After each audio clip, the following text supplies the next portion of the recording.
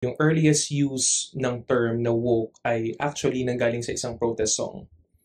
From Lead Belly, ang song ay Scottsboro Boys noong 1930s.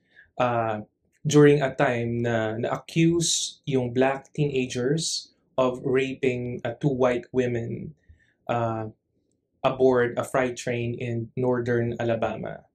So, sa recording ng song, nandoon yung phrase na stay woke, which has a literal parang meaning na you have to stay awake or stay woke kasi yung violence, literal violence is imminent for African Americans. Okay. I think around 2010s, nag-expand na yung coverage niya.